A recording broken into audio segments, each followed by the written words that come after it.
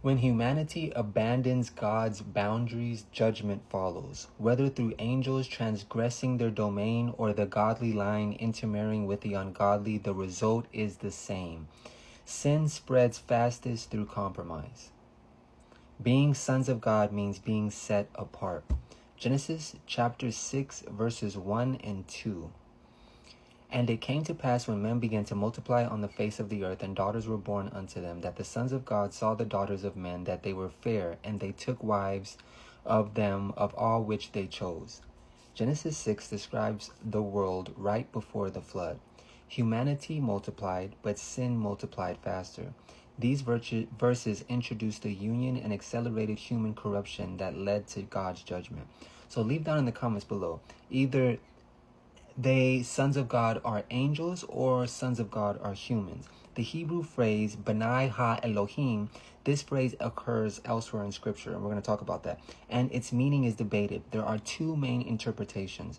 So you have sons of God meaning angels, and then sons of God meaning humans. Put down in the comments below what you think.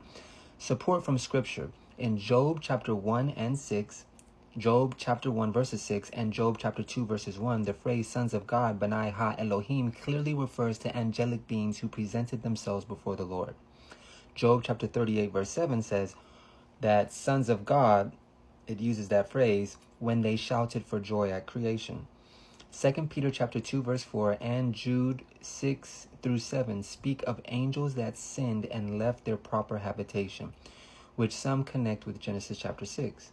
The implication here, if this is correct, is that these were angelic beings who took human women, producing the Nephilim.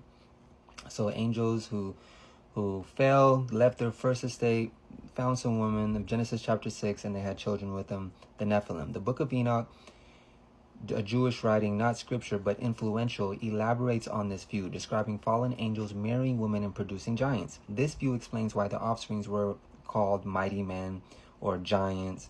The problem here is that Jesus says in Matthew chapter 22 verse 30 that angels neither marry nor given in marriage, raising the question of whether angels could engage in such unions.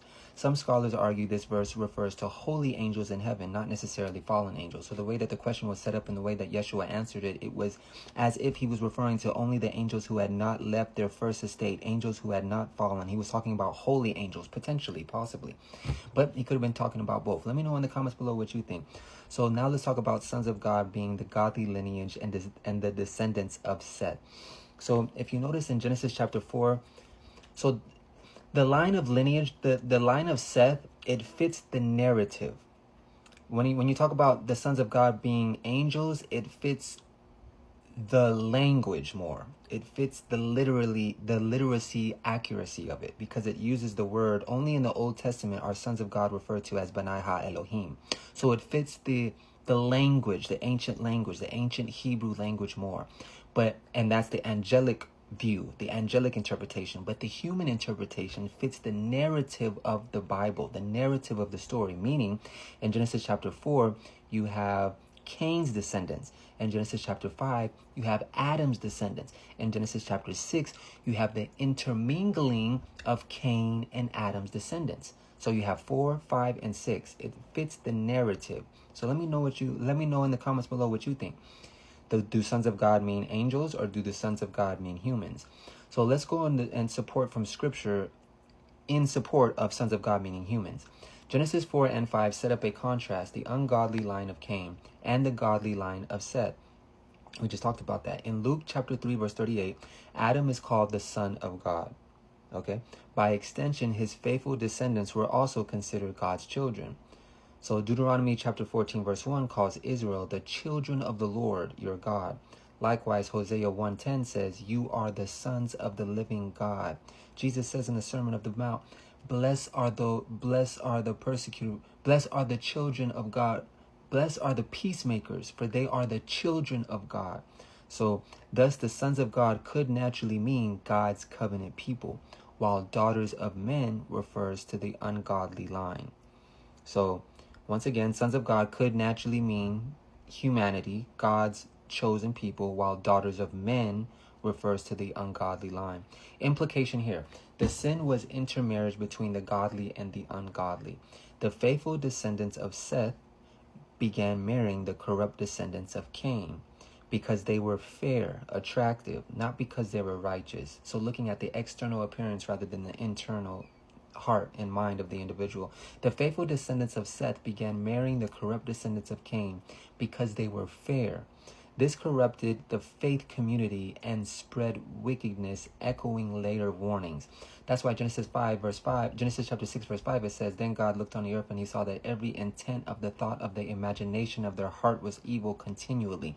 So internally they had been totally corrupt. Deuteronomy chapter 7, verse 3 and 4. Israel forbidden to intermarry with pagan nations. So they had been forbidden to do this, brothers and sisters. For they will turn your sons away from following me. 2 Corinthians chapter 6, verse 14. Be not unequally yoked together with unbelievers. Which interpretation fits better? Let me know in the comment below. Let me know what y'all think. The angelic view. So once again, it fits the Hebrew wording closely and aligns with other uses of sons of God in Job. It also explains the extraordinary reputation of the Nephilim. The Sethite view fits the immediate context of Genesis better, since Genesis 4 and 5 already contrast Cain's and Seth's line. Chapter 6 flows naturally from this theme of compromise and corruption.